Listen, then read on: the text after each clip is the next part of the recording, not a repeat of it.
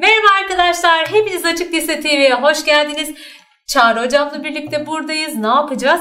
Yer altına geçeceğiz. Yerüstü sularını bitirdik, kaynaklarını bitirdik. Şimdi tabii ki yerüstü değil, yeraltı suları kabarıyor yanda. Yeraltı suları ve kaynakları diyoruz. Ne varsa arkadaşlar. Yer altında var değil mi hocam? Aynen öyle. Ne varsa orada var. Suyu bile güzel. Suyu bile güzel. El değmemiş geliyor. Kesinlikle. Evet, yeraltı suyu nedir arkadaşlar? Şimdi yeraltı suyu, aslında yağmur ve kar sularının geçirimli tabakalardan yer altına sızarak geçirimsiz tabaka üzerinde birikmesiyle meydana geliyor. Evet. Ve tabii ki bu yeraltı suyunun biriktiği tabakaya biz ne adını veriyoruz? Akifer adını veriyoruz. Yani yeraltı suyunun biriktiği bir alan var. Buraya akifer adını vereceğiz. Bunun yüzeye çıktığı yere de ne adını veriyormuşuz? Kaynak adını veriyoruz. Evet. Devam edelim. Akiferde birikip kaynağından çıkıyor yani. Kesinlikle öyle. Evet. Şimdi bu kaynaklara tek tek bakalım neler vardı. Artezyen kaynağı bunlardan bir tanesi. Şimdi işte bunlar mesela geçirimsiz tabaka, bu gördükleriniz. Evet. Şimdi normalde ne yapıyor? Yüzey suları işte bulduğu bir yerden, işte çatlaktan ne yapıyor? İçeriye sızıyor ve burada birikiyor. Değil mi? Burada birikti ki biz bu alanı az önce demiştik, bu suyun biriktiği alana akifer adını vermiştik değil mi? Su burada birikiyor. Sonra normalde bir yerden çıkması gerekiyor da burada kendiliğinden çıkamıyor. Bunun için konuşuyorum.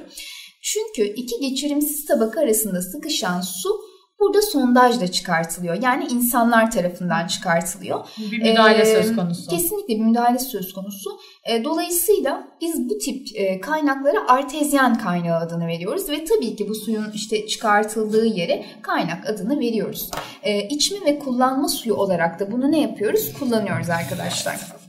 Bir diğer kaynağımız fay kaynağı. Şimdi fay deyince tabii ki aklımıza ne gelecek? Fay hatları gelecek değil mi? Şimdi normalde de bunlar işte yüzey suları ya da işte akış yağmur suları ne yapıyor? Yer altına sızıyor tabii ki ve bu fay hatları boyunca yerin derinliklerine iniyor. Dolayısıyla fay hatları boyunca sonra ne yapacaktır? Bakın yukarıya çıkacaktır bu sular ama sıcak çıkacak çünkü biraz böyle hani o mağma tabakasına yakın yerlerde ısınıyor, sonra işte yüzeye geri dönüyor. Genellikle suları nedir diyoruz bu nedenle? Sıcaktır diyoruz arkadaşlar. Ve şöyle tabii 70-80 derece falan. Tabii sular sıcak, hatta biz bunu sağlık turizminde kullanıyoruz. Kaplıcalarda kullanıyoruz değil mi? İşte Ege, Güney Marmara, işte buralarda ya da şöyle de söyleyebilirsiniz. Türkiye'deki fay hatları boyunca 3 tane fay hattımız var bizim. Kuzey Anadolu fayı, Doğu Anadolu fayı ve Batı Anadolu fayı. Bunları sonra detaylandıracağız. Bu fay hatları boyunca görmemiz mümkün. Ve tabii ki üzerinde kaplıca ya da Ilıca'da diyebiliyoruz işte gibi ya da sağlık turizmi, işte termal tesisler kuruyoruz mesela değil mi? Üzerlerine işte sıcak su.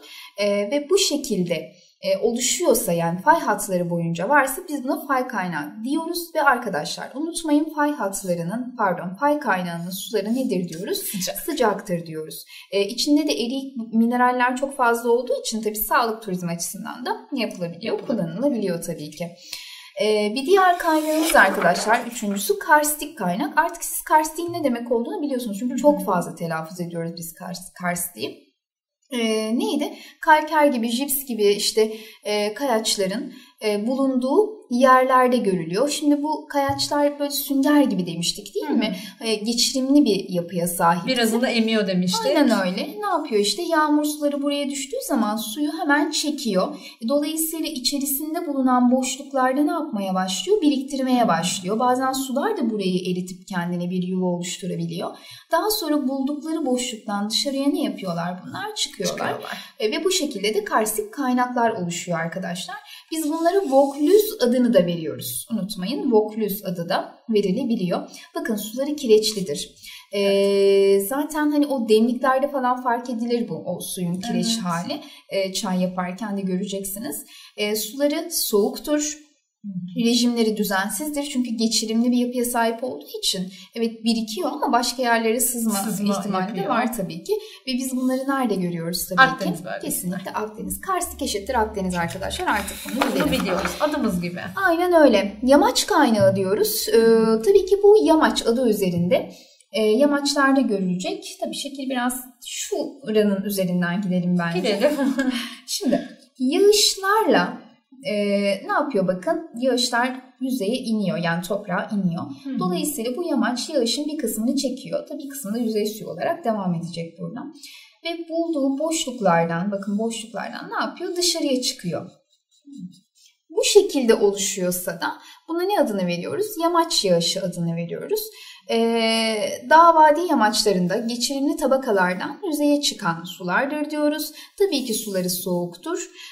Bunlar aynı zamanda akarsuları da besliyor ve Türkiye'de Karadeniz'de ciddi olarak yaygın. Zaten birçok böyle dağın yamacından, eteğinden bir yerlerinden su çıktığını aynen öyle görebiliyorsunuz arkadaşlar. Burada yaygın. Ve beşincisi geyser kaynağı. Şimdi aktif volkanik alanlarda görülüyor. Mesela geyser kaynağını biz Türkiye'de göremeyiz. Çünkü bizde aktif volkanik bir alan yok.